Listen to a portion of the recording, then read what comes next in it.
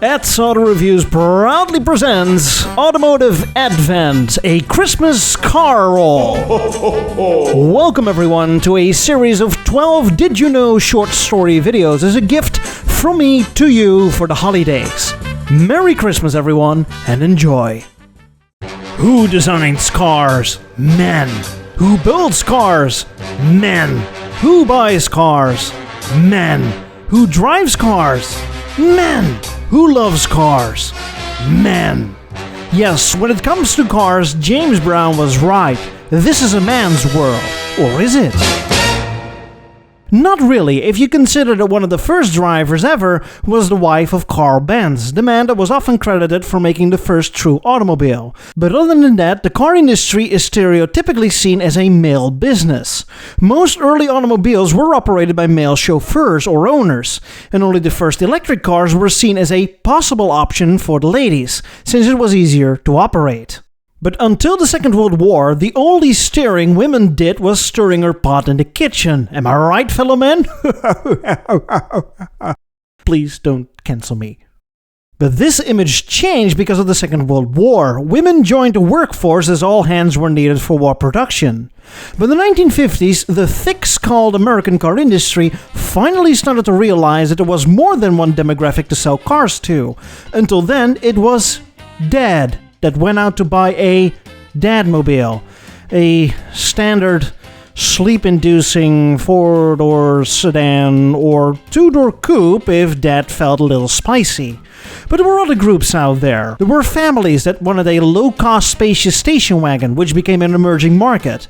There were young hotshots that wanted something fast and exciting, which became an emerging market.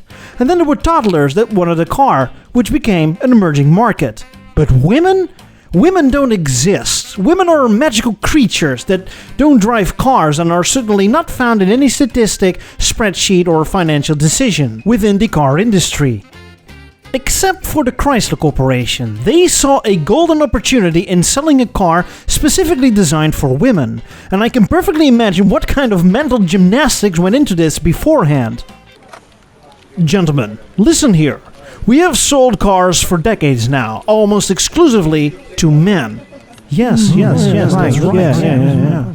I don't know if you have noticed, but men make up half the entire population. Right, yeah.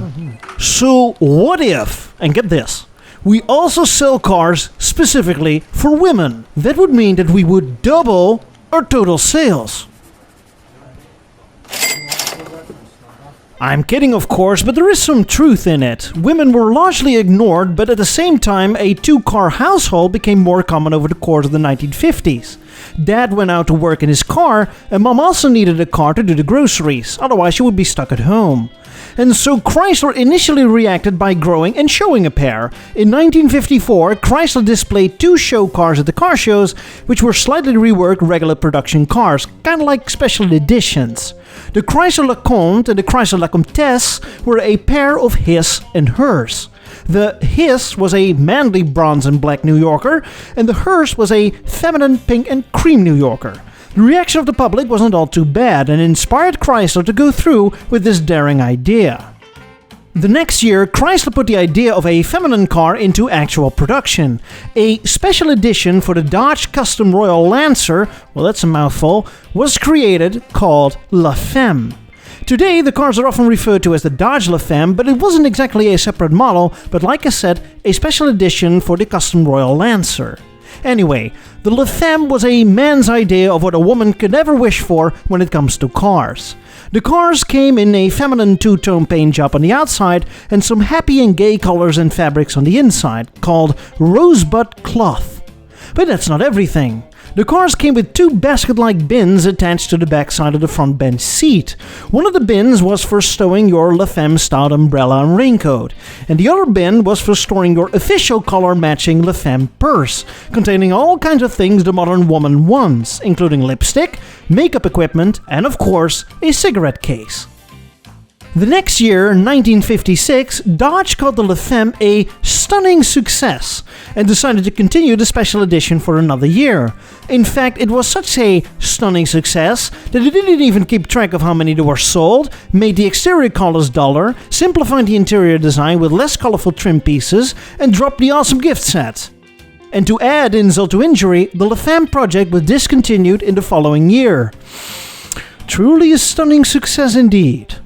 So instead of doubling Chrysler car sales, it is believed only a couple thousand of these were sold.